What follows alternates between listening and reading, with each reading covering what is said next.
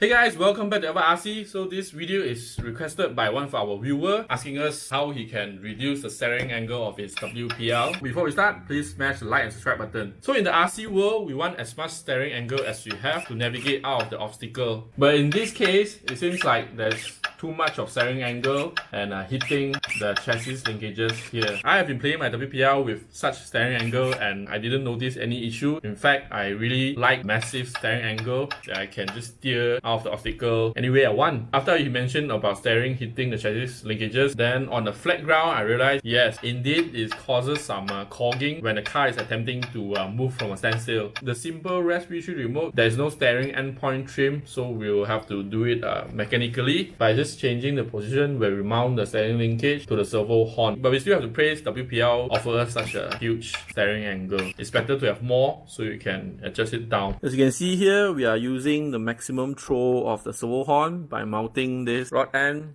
to the furthest side of the servo horn. If you mount this to the center of the servo axis, then you get less throw from this. So let's unscrew this and then mount it to, well, about 2 holes higher. Then we're going to adjust the linkages length again. For reference, before changes, we can see that the inner wheel is hitting the chassis linkages. So when you throttle, it's brushing the chassis linkages. Now we're going to unscrew this. So you can see here, I'm using the most outer hole, which is furthest away from the servo axis. So I'm going to mount it here or here. I'm going to try this first. Now I'm with visibly less steering angle.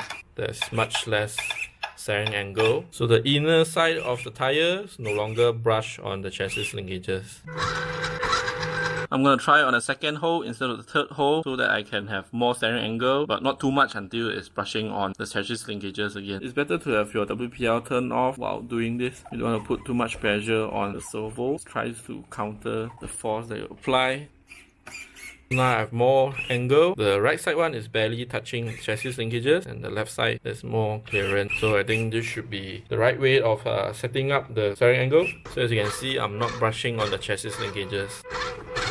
Fantastic. So that's how you decrease the steering angle on your WPL RC if you want to. If you find this video helpful, please like and subscribe because YouTube says there's 95% of you guys who watch my video and never subscribe. Again, please like and subscribe and I'll see you on next video. Bye!